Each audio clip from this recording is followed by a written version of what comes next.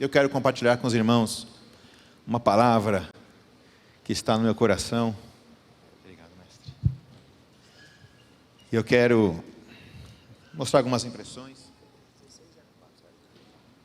Perfeito. Glória a Deus. Quero mostrar algumas impressões que eu tenho no coração. Eu queria pedir para que você fique bem atento à palavra da verdade. Vamos lá. Deus é bom. Aleluia. Vamos orar primeiro? Peço que você feche seus olhos e que você peça ao Espírito Santo para falar com você. Amém? Pai, obrigado por esta manhã. Obrigado pela graça de estar aqui na tua igreja. Obrigado porque nós somos totalmente dependentes de ti, do teu favor, da tua graça, do teu amor.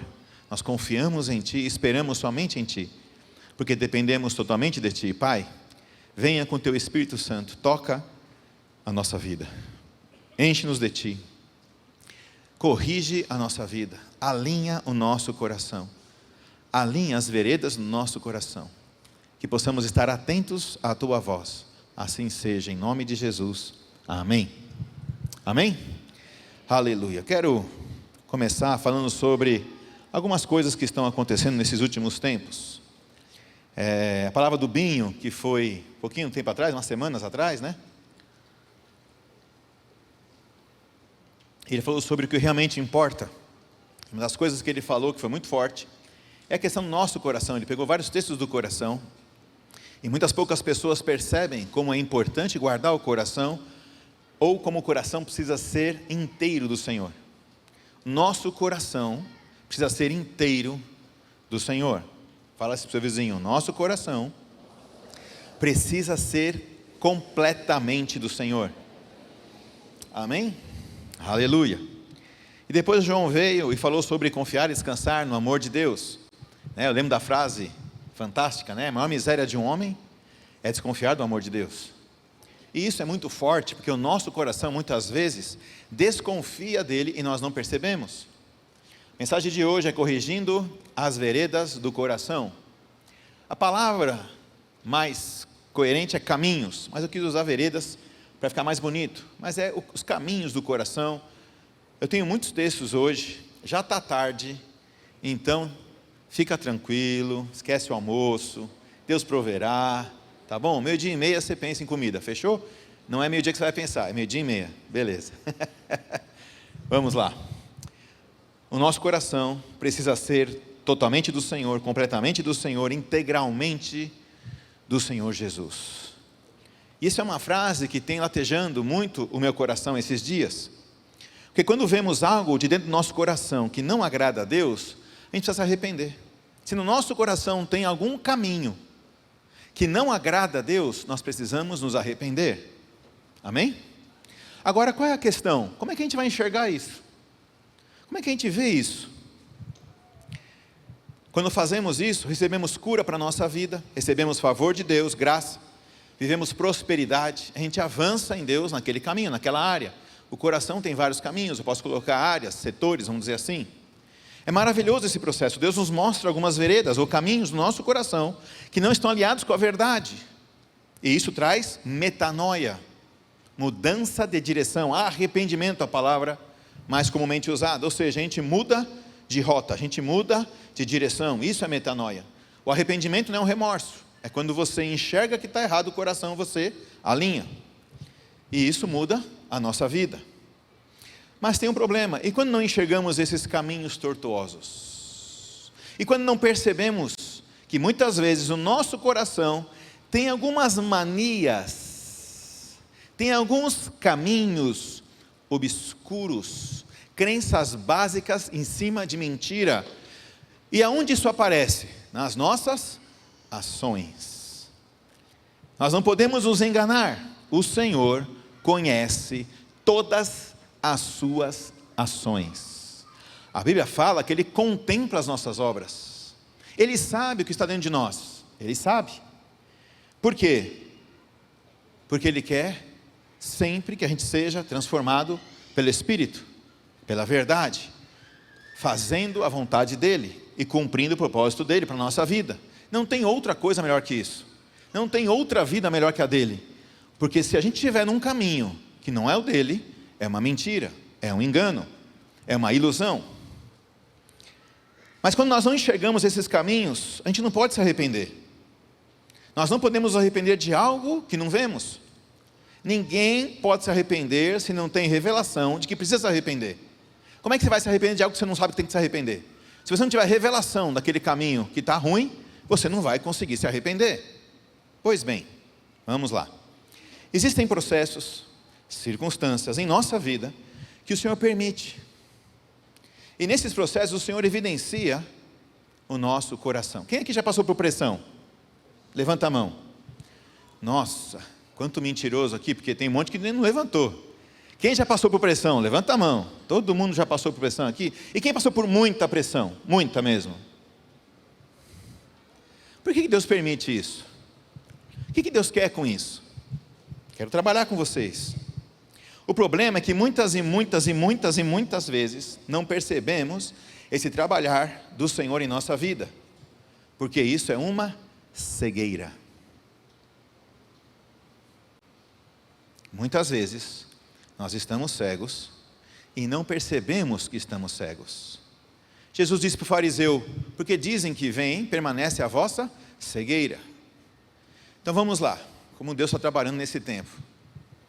Um mês antes do último encontro, o encontro foi em setembro, né? Um mês antes foi agosto. Nós estávamos orando com os irmãos aqui embaixo, e Deus nos visitou com muito poder e graça, e uma palavra muito forte.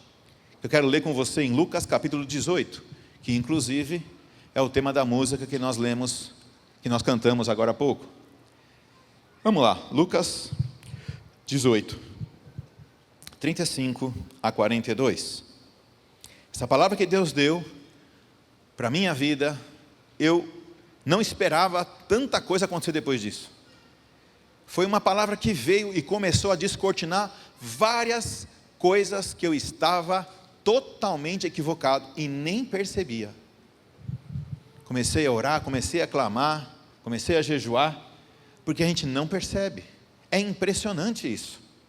A gente sempre acha que uma vez que você enxergou alguma área, já está tudo resolvido, mas pode ser que tenha algumas áreas da nossa vida que estão ainda na cegueira, e eu vou te mostrar isso. Vamos lá. Diz assim no verso 35 de Lucas capítulo 18. Deixa eu pegar uma aguinha aqui.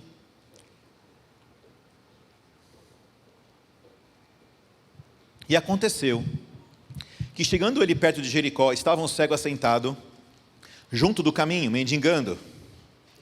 E ouvindo passar a multidão, perguntou o que era aquilo. E disseram-lhe que Jesus, Nazareno, passava. Então clamou dizendo: Jesus, filho de Davi, tem misericórdia de mim. E os que iam passando repreendiam-no para que se calasse. Mas ele clamava ainda mais: Filho de Davi, tem misericórdia de mim. Então Jesus, parando, mandou que lhe o trouxessem. E chegando ele, perguntou-lhe, dizendo: que queres que te faça? E ele disse: Senhor, que eu veja. Parece óbvio, mas não é.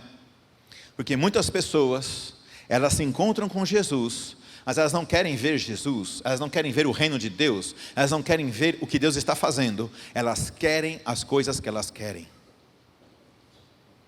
Às vezes pode ser ridículo, mas imagina um cego chegando para Jesus, ele pergunta: o que você quer? Ele fala: eu quero uma casa na praia. Eu quero um emprego melhor. Eu quero um marido transformado. Veja só, não é errado a gente pedir essas coisas, contanto que nosso coração não esteja nelas. O mais importante é que Jesus passa por aquele homem, por Bartimeu, e ele faz questão de deixar ele sabendo que ele estava passando ali, e ele o cura, e tira a cegueira dele. Olha só o que fala no verso seguinte: e Jesus lhe disse: vê, a tua fé te salvou. E logo o viu e seguia-o, glorificando a Deus. E todo o povo, vendo isso, dava louvores a Deus. Olha a marca de quem enxerga. A marca de quem enxerga é o que aconteceu com esse cego de Jericó. Ele está escrito aqui que ele logo viu, seguia-o e glorificava a Deus. Ou seja, se tem alguma área na nossa vida que está curada, algum caminho que está transformado no nosso coração segundo a verdade, então nessa área, nesse caminho, estamos seguindo Jesus e glorificando a Ele. Mas se tem alguma área na nossa vida que não está seguindo Cristo e glorificando a Cristo, é porque ela está cega, tem cegueira nesse caminho. E o pior, você vive mendigando nessa área.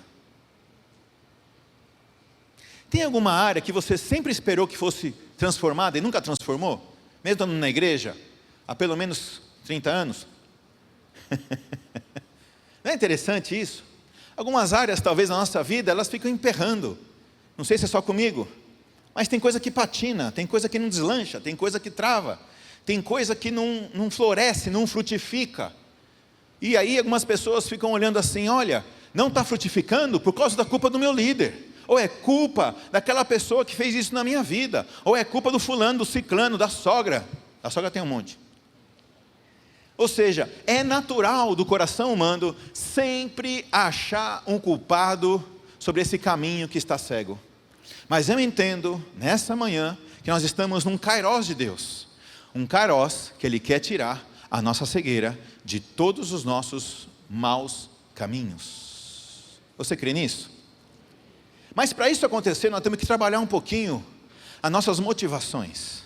Nós temos que trabalhar um pouquinho o motivo de nós estarmos cegos, sem percebermos que estamos cegos. Quando aconteceu isso em agosto, Deus começou a mostrar em setembro 3, 4 áreas de coisas de muitos anos atrás que eu tinha me perdido, que eu nem percebia que aquela área estava esquisita, que aquele caminho estava torto, nem percebia. Mas Deus mostrou pela sua misericórdia e graça, Ele tirou a cegueira. E eu comecei a trabalhar essa área. Não estou dizendo que tem mais nenhuma, tem algumas ainda que eu estou trabalhando. Mas fica a dica, Ele está aqui hoje para arrancar a nossa cegueira em todos os nossos caminhos. Mas tem um probleminha. Nós temos que ter um processo no nosso coração que eu quero compartilhar com vocês. Será que tem áreas da sua vida que você não tem experimentado os céus, não tem experimentado a graça de Deus, a cura ou o favor de Deus? Será que tem alguma área que está mendigando? Eu quero usar a história de Jó, pois lá vemos acontecimentos fortes na vida dele e como a restauração dele veio do Senhor. Eu não vou ler toda a história de Jó, eu tenho 18 textos para ler aqui, então eu vou ter que citar alguns. Mas a história de Jó é uma história fantástica, simplesmente fantástica, porque Jó, ele era um homem íntegro, reto, diz a Bíblia, e ele fazia quase que tudo perfeito. Deus fala para Satanás, olha o meu servo Jó, esse cara é top. Na linguagem de hoje essa aí. E aí Satanás começa a incitar Deus, sem causa contra Jó, e ele fala isso, e ele fala, olha, ele não blasfema de ti, porque você cerca ele de muitas bênçãos, de muitas coisas boas, e vocês conhecem a história.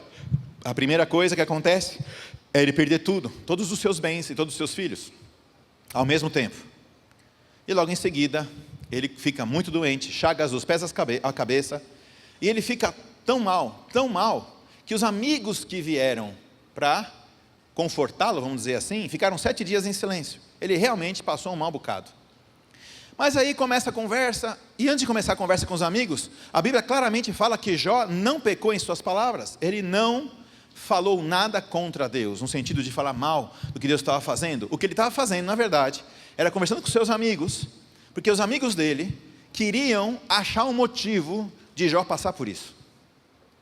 Os 3 amigos de Jó, eles queriam achar uma razão, um pecado, alguma coisa que Jó fez para condená-lo e explicar, é por isso que está sofrendo.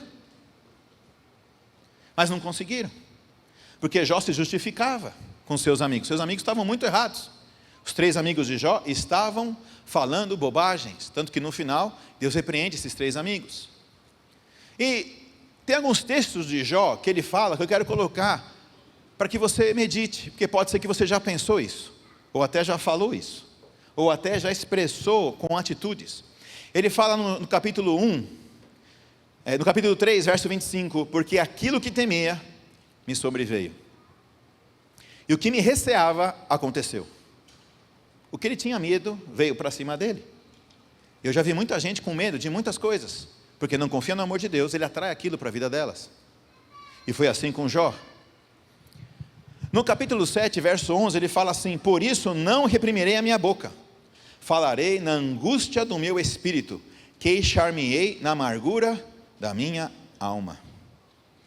Ele na verdade começa a falar com os amigos, e ele começa a falar que ele não merecia aquilo, ele começa a dar um tilt, um bug. Ele fala: por que isso aconteceu comigo? Eu faço tudo certinho, eu vou na igreja, eu vou na célula, eu faço as coisas que precisa fazer, eu tenho envolvimento com os irmãos. Por que Deus deixou isso acontecer comigo? Por que isso veio para cima da minha vida? Eu sei que você nunca pensou isso, imagina. Você nunca pensou que você fez alguma coisa boa e Deus contrariou você, não é verdade? Quem já foi contrariado pelo Espírito Santo aqui?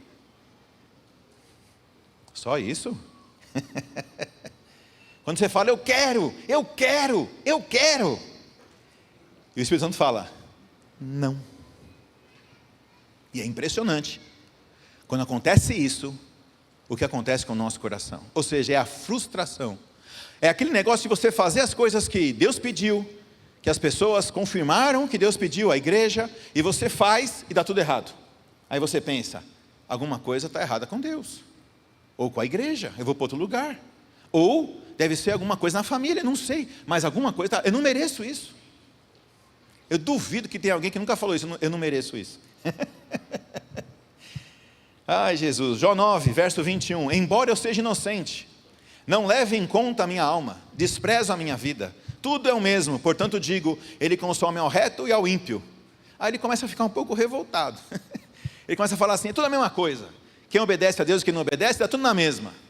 Ele começa a extravasar o seu coração. Jó 10, 1 fala assim: a minha vida tem tédio à vida, por isso darei vazão à minha queixa, falarei na amargura da minha alma. Jó 13, 3, eu porém desejo falar ao Todo-Poderoso e quero defender-me perante Deus. Ó, o verso 6, ouvi agora a minha defesa e escutai os argumentos dos meus lábios. 18, já pus em ordem a minha causa e sei que serei achado justo. Jó se achava muito justo.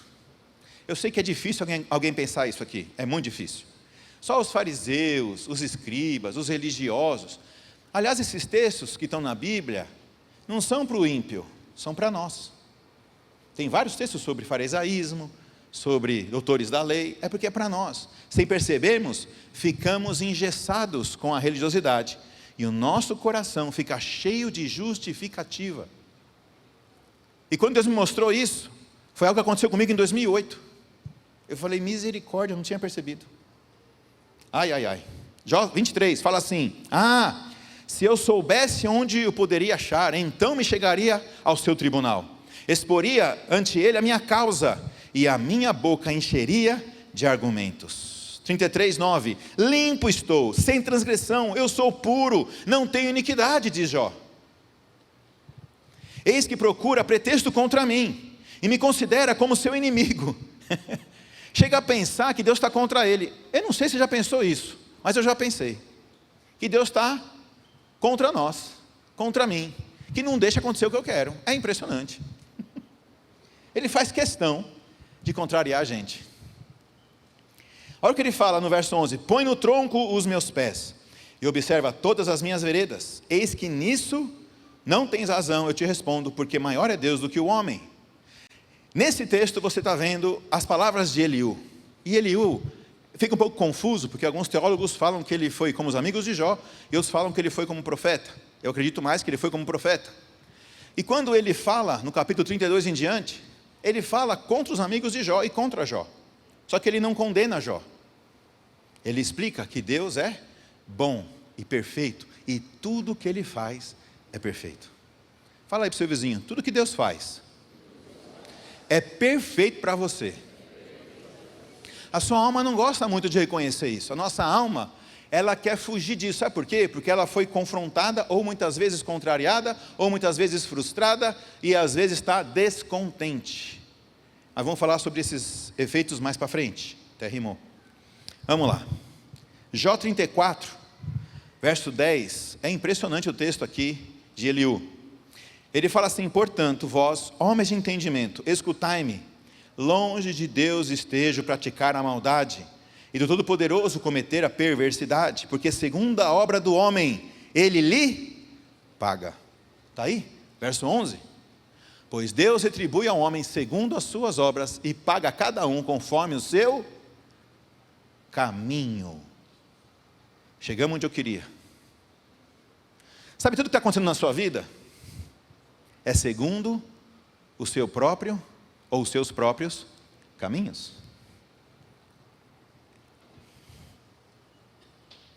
Doze.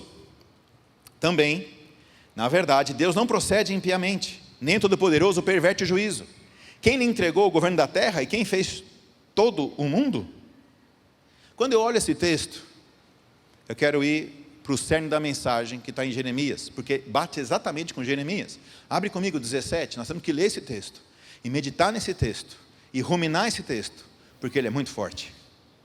E mostra como o nosso coração, muitas vezes, faz sem a gente perceber.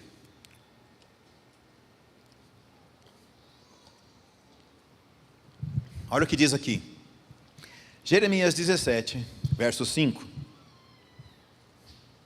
Assim diz o Senhor: maldito o homem que confia no homem, e faz da carne o seu braço, e aparta o seu coração do Senhor. Aqui está o sintoma, aqui está o segredo. Quantas pessoas nós conhecemos que nos últimos anos, principalmente depois da pandemia, se afastaram da igreja, se afastaram do corpo de Cristo, ficaram contrariadas. Aconteceu tanta coisa diferente. Vi pessoas com 30 anos de emprego ficarem na rua e não conseguirem fazer nada, travarem. E aí quando acontece uma contrariedade, o que o coração faz da gente? Começa a confiar no próprio braço. É o vulgo, vou fazer do meu jeito. Sabe o que é pior? Que a gente é tão teimoso. A gente é tão teimoso que a gente tenta fazer do nosso jeito, não dá certo, e a gente continua fazendo do nosso jeito. Mas aquele negócio, às vezes a gente ficou tão travado, ou posso dizer obstinado, que a gente nem percebeu que o nosso coração está longe de Deus. E eu vou dar uma dica para vocês daqui a pouquinho sobre isso. Como é que a gente percebe isso? Mas quando o nosso coração se aparta do Senhor, ele fala no verso 6, porque será como a tamargueira no deserto, tipo de uma palmeira, e não verá quando vem o bem, antes morará nos lugares secos do deserto, na terra salgada e inabitável. É aquela cegueira, mendigando. Ou seja, quando a gente não confia em Deus, quando a gente pega qualquer área da nossa vida, quando a gente pega qualquer caminho do nosso coração e faz o nosso jeito, a gente vive no deserto naquela área ou naquele caminho, a gente mendiga, as coisas não acontecem, porque nunca será do nosso jeito, sempre será do jeito do nosso Pai, do Espírito Santo, porque Ele é o Senhor da nossa vida. Será que tem alguma área que você ficou contrariado ou frustrado? E você perdeu a comunhão com pessoas da igreja, ou pessoas da família, ou, que eu percebo bastante, muita gente fica pingando, sem abrir o coração na igreja. Sabe por quê? Porque o coração tem alguns caminhos que estão em cegueira.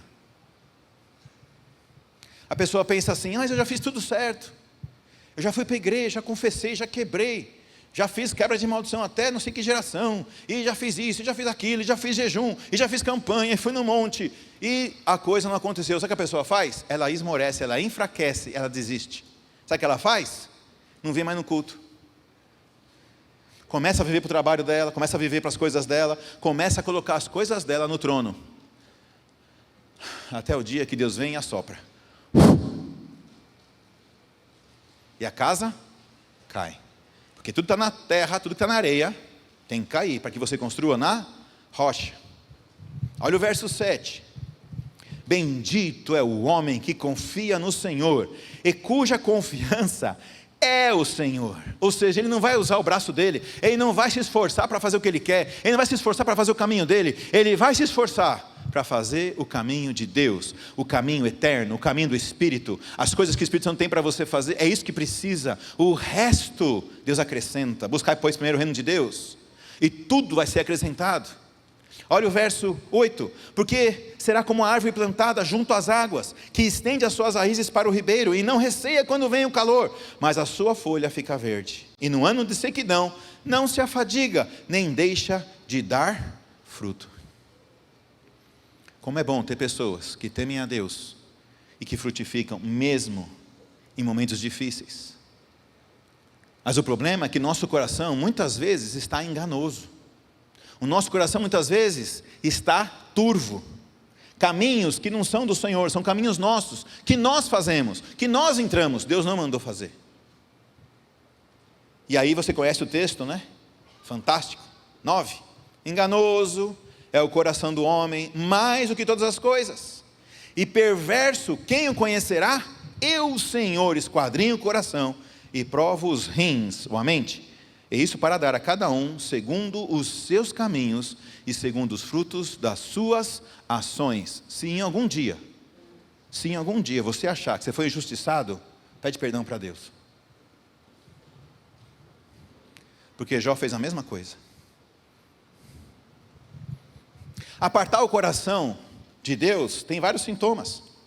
Apartar o coração de Deus, cabalmente, se expressa onde? Afastando o coração da igreja, da comunhão. É impressionante isso, não se iluda, é fácil de perceber. Como você ama Cristo, você ama a igreja. Eu nunca vi alguém que ama Cristo que não ama a igreja, e respeita e considera a igreja. Mas eu já vi muita gente desprezar a igreja. Por quê? Porque ela está desprezando a Cristo e nem está percebendo, porque está cega. Hebreus 3,12 fala assim: cuidado, irmãos, para que nenhum de vocês tenha coração perverso e incrédulo, que se afaste do Deus vivo. Ao contrário, encorajem-se uns aos outros todos os dias, durante o tempo que se chama hoje, de modo que nenhum de vocês seja endurecido pelo engano do pecado, pois passamos a ser participantes de Cristo, desde que de fato nos apeguemos até o fim à confiança que tivemos no princípio. Então Jó está cheio de palavras querendo se justificar: eu não mereço isso, eu sou justo, eu sou puro, deixa Deus chegar aqui que você vai ver que eu vou falar. Ele aparecer aqui, você vai ver, eu vou falar que eu estou certo, eu vou falar que eu não tenho problema, que eu não tenho nada que sofrer, porque eu fiz tudo certo. Eu visitei os órfãos, visitei as viúvas, não olhei a mulher do próximo. Ele fala isso em todos os capítulos, de que ele era muito bom, de que ele fazia muita coisa boa. E tem muita gente que faz um pouquinho para Deus e já se acha o super crente. Ah, não aqui, né? Em algumas igrejas por aí. Aqui não tem isso. Aqui todo mundo é humilde. Aí o Senhor vem e fala com Jó. Jó, capítulo 40. Vamos ver do verso 8 a 13? Vamos lá? Jó 40, 13. Falta pouco, viu? Eu estou correndo. Aleluia.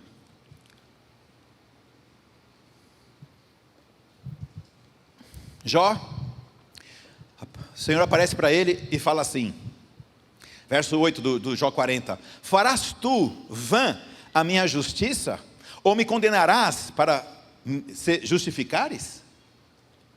Ou tens braço como Deus, ou pode trovejar com voz como ele faz?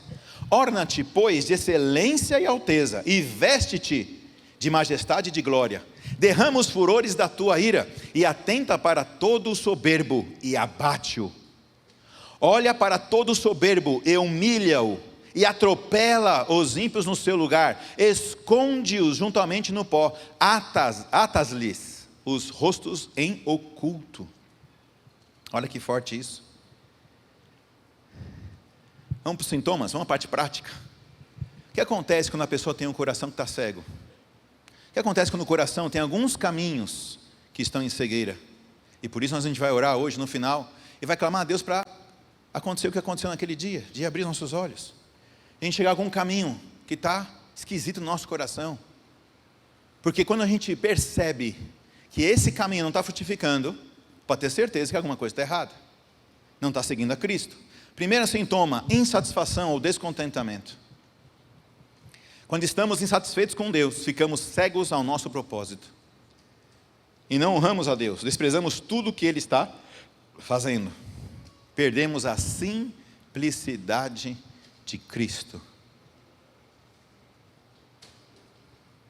Muitos problemas de relacionamento não é a pessoa que está tendo problema, é o coração que está torto, e desemboca no relacionamento, e você briga com a pessoa só para justificar a sua frieza.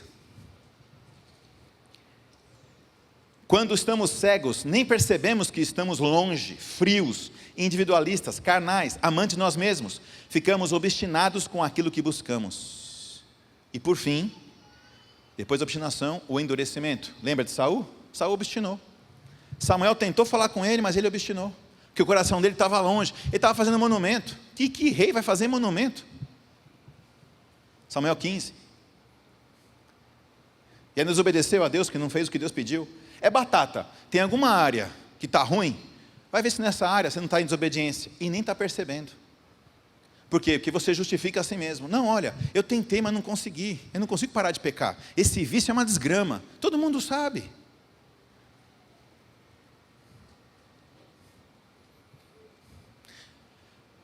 O Senhor conhece todo o nosso coração. Ele ama tanto a gente, que Ele só quer que a gente olhe para Ele e siga o Espírito Santo. A gente pode tentar disfarçar, ficar longe das pessoas da igreja e consequentemente de Cristo, mas isso não vai mudar o fato que estamos cegos, porque quanto mais longe estamos, mais sofremos, mais mendigamos e ficamos cada vez mais frios, cada vez mais, posso dizer até amargurados, porque alguns criam fortaleza contra Deus, alguns culpam até a Deus pelo que aconteceu. Mas elas não falam isso, mas a expressão das suas atitudes mostra isso. Por quê? Porque ela está distante, porque ela vive faltando, porque ela vive longe, porque ela vive sem comunhão, não discerne o corpo. E a Bíblia fala que quem não discerne o corpo, o que acontece? Fraco, doente, e alguns dormem. Coríntios 11. E muita gente não percebe que isso é fruto de um coração que está longe de Deus. Por quê? Porque está confiando no braço. Tem coisas que nós confiamos no braço e não vão dar certo. Porque Deus vai resistir a gente, por causa do amor. Outra coisa, independência. O coração começa a seguir os próprios caminhos. Vou fazer do meu jeito, vou fazer o que eu quero, ninguém tem nada a ver com isso. E se alguém perguntar, certo? O que eu faço? Fico longe. Se alguém perguntar, eu vou lá para outro país. Vou lá para a Argentina. Só misericórdia. Falta de integridade, o coração não fica mais inteiro para o Senhor. A pessoa pensa assim, já que eu fiz tudo o que precisava e Deus não fez o que eu queria, então também vou viver a vida do meu jeito. Você pode ser que não fale isso, mas pode perceber que algumas atitudes nossas mostram isso. Porque a gente não vive, na verdade, em alguns processos do nosso coração, porque estamos confiando no nosso braço, no nosso jeito. Tem gente que não consegue deslanchar na área financeira, porque não confia em Deus. Dá muita desculpa. Ah, porque o dízimo não é Novo Testamento, porque agora a coisa é diferente, dinheiro não é bem assim. O coração está torto, só isso. Precisa ser liberto da cegueira. Porque nosso Deus é provedor, Ele é Jeová Jireh, não falta nada. O Senhor é o meu pastor e nada me faltará. Derrame faz em vasos verdejantes. Ele sempre cuida de você. Será que realmente nós podemos agradecer a Deus pelo tudo que você está vivendo hoje? Ou tem algumas coisas que você está contrariado, está bravo, está indignado? A integridade do nosso coração precisa ser total dele, totalmente dele. Nosso coração precisa ser totalmente dele, não uma parte, como o Binho ministrou bem, né? De todo o vosso coração. Não se engane. Eu até vou na igreja, vou nos cultos, na célula, mas se tiver qualquer coisa importante eu troco. Conhece gente assim? Não. Está marcado para ir na célula e no culto. E ó, que é só um por semana culto. Qualquer coisa que aparece, o pessoal troca. Aí falta 2, 3 domingos, você pergunta, irmão, está tudo bem? Qual que é o problema? Estou com a minha família. Eu também preciso cuidar da minha família. A questão não é quem precisa cuidar de quem. A questão é que nós precisamos ouvir o Espírito Santo e fazer a vontade de Deus. Eu sei que às vezes a gente vai viajar, vai fazer, vai faltar, não tem problema, mas tem gente faltando muito, porque está com o coração torto, está cego. Depois da pandemia então, misericórdia. Depois da pandemia, muita gente ficou em casa, e virou supermercado na internet, para assistir o que quer. Vou ouvir palavra de amor hoje, vou ouvir palavra de prosperidade, eu ouço o que eu quero. É a palavra de Deus, qual o problema? E a aliança, e a comunhão? E a prestação de contas? E o relacionamento? As pessoas não têm aliança com a igreja, porque primeiro, a verdade é que não tem aliança com o Senhor. Isso desemboca na igreja. O interesse no reino desaparece. Isso é uma coisa muito sutil que o diabo vai colocando. O interesse pelo reino vai diminuindo. A pessoa que é líder não quer mais ser líder. Eu estou cansado, estou liderando, mas não está dando nada certo. As pessoas não vêm, eu vou embora. Ué, você lidera para as pessoas ou lidera para Deus?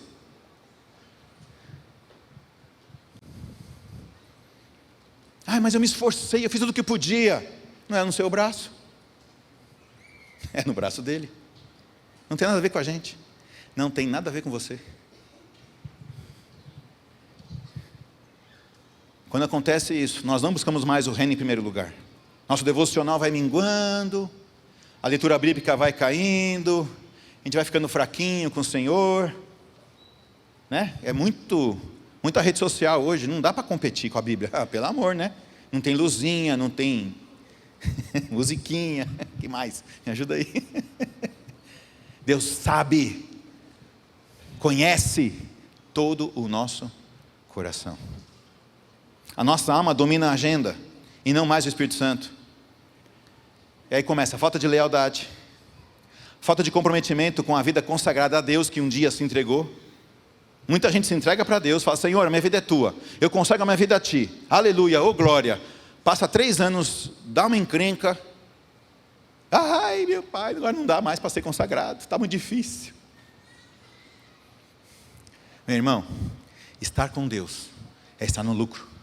Nós viemos para o inferno, nós não merecemos nada, aliás, merecemos a morte.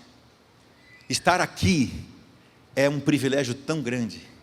Estar aqui em comunhão, abraçar os irmãos, beijar os irmãos, e você ter a alegria de compartilhar o reino de Deus, não tem preço. Como eu disse uma vez, onde você podia estar que seria melhor que aqui?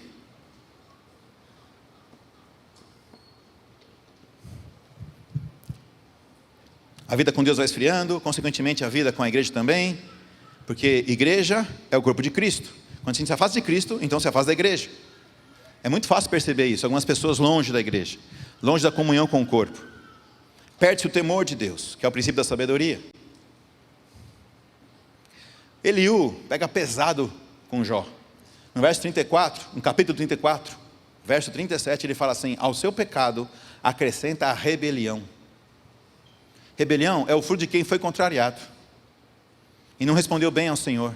Depois dali, Saul só fez bobagem, morreu consultando uma necromante. Você vê, o rei de Israel estava fazendo coisas absurdas, até o João ministrou isso há 2, 3 semanas. A pessoa volta para fazer as coisas que ela fazia antes de converter. É impressionante, por causa do coração que não confia no amor de Deus. Relativiza alguns princípios, é tudo a mesma coisa. Eu sou a casa de Deus, eu sou a igreja. Não dá para não falar isso. Meu irmão, você não é a igreja, nós somos a igreja. A Bíblia fala: onde tiver 2 ou 3 reunidos, ali estarei com eles, amém? Isso não funciona online, tem que estar juntinho. Online não rola. É impressionante como as pessoas se enganam, achando que a igreja não é tão relevante, mas a igreja é Cristo. É o corpo de Cristo. E é onde vai alinhar você naqueles momentos que a sua alma está muito lá em cima. De vez em quando acontece, né? Nossa alma dá umas derrapadas, né? Nosso coração dá umas coisas esquisitas que acontecem. É normal, todo mundo passa por isso. 1 Samuel 2,30: porque aos que me honram, honrarei, e aos que me desprezam, serão desprezados. Olha, quer um conselho? Nunca despreze a igreja, porque quando você não despreza a igreja, você não está desprezando Cristo. Quantas e quantas vezes eu cheguei aqui no culto e Deus me curou, e Deus falou comigo, e Deus mudou a minha casa, e Deus me deu direção. Quantas e quantas vezes eu podia estar fazendo qualquer outra coisa que a minha carne gostasse. Davi, quando erra, ele fala em Salmo 51: não me lances fora da tua presença, e não retires de mim o teu Santo Espírito. Ele tinha pecado, ele fala: Senhor, não tira o Espírito Santo, que se tirar, eu morro. Será que nosso coração é assim? Será que a gente se importa com o Espírito Santo? Será que a gente se importa com a direção de Deus? Será que a gente quer se apegar ao coração de Deus? Ou nosso coração está longe? Se está longe, precisa de cura, precisa tirar a cegueira. E hoje é o dia. Você crê nisso? Eu creio. Nesse tempo aconteceu tanta coisa que eu não consigo falar aqui, por causa do tempo. Mas coisas que Deus começou a trazer de 2016, 2018, 2020, 21 e 22. Coisas que eu tinha feito que eu nem percebi que eu estava totalmente equivocado. Com um coração totalmente independente do Senhor. Quem tem aliança, os pastores, o meu pastor sabe de tudo isso. Porque eu falei, eu abro com ele. E Deus me ajuda tanto. Deus tem muita misericórdia de mim. Aí vem Jó, diante de Deus. Esse texto é tão fantástico. Esse texto é de chorar.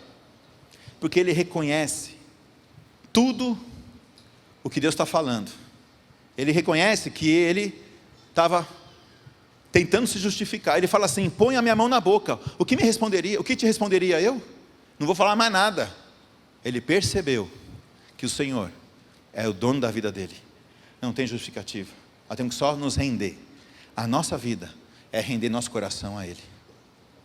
Você pode falar isso para o seu vizinho? A nossa vida é render o nosso coração ao Espírito Santo. Totalmente, integralmente. Jó 42. Então respondeu Jó ao Senhor, dizendo, bem sei eu que tudo podes, e que nenhum dos teus propósitos pode ser impedido, nenhum dos seus planos podem ser frustrados, nenhum plano do Senhor podem ser frustrados. Os nossos sim, os dele não. Desista dos seus. Quem é esse que sem conhecimento encobre o conselho? Por isso relatei o que não entendia, coisas que para mim eram inescrutáveis e que eu não entendia. Escuta-me, pois, e eu falarei. Eu te perguntarei e tu me ensinarás. Com o ouvir dos meus ouvidos ouvi, mas agora os meus olhos te veem. O texto é, antes eu te conhecia, só de ouvir falar. Olha que forte. Jó era o melhor cara da terra. E só conhecia Deus de ouvir falar. Se eu comparar comigo, então eu estou perdido. Graças a Deus pela graça em Cristo. Graças a Deus pela graça de Cristo em nossa vida, que nos redimiu, que nos restaurou.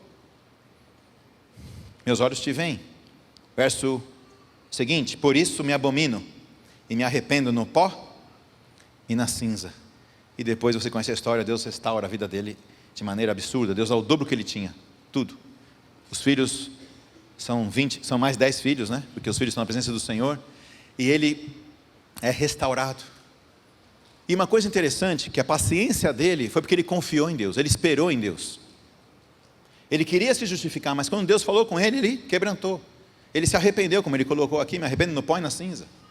Às vezes Deus vem falar com você, porque você quer tanto um negócio que não está dando certo, mas você não quebranta. Que você quer fazer daquele jeito. E isso é uma coisa que nos prende na cegueira. Mas Ele pode mostrar para a gente. Tem coisas que eu fiz que eu nem percebi que eu fiz, mas Deus está me revelando. E eu queria fazer a mesma coisa para você. Último texto. Eu sei que foi longo, muitos textos, mas esse texto aqui é fabuloso. O pessoal do louvor vai tocar música de novo, pode ser? Filho de Davi, tem misericórdia de nós. Vamos clamar hoje para que Deus abra nossos ouvidos, nossos olhos, para que a gente enxergue o Senhor. Olha só o que Davi escreve em Salmos 139. Ele diz assim, Salmos 139, a gente vai ler o verso 23 e o verso 24, e vamos terminar com esse texto. Diz assim, sonda-me, ó Deus, e conhece o meu coração, prova-me, e conhece os meus pensamentos, vê se há em mim algum caminho mau, e guia-me pelo caminho eterno. Caminho eterno é Cristo. Caminho eterno é o caminho do Espírito Santo. Você não vai errar, se você fizer o que o Espírito Santo quer, vai dar certo. Pode ser que você não veja, pode ser que você duvide, pode ser que fique estranho, mas quando você obedece ao Espírito Santo, você alcança o céu. Deus te mostra a verdade, Deus prospera a tua vida, Deus traz cura. A nossa vida é só essa, meu irmão, é a vida dele.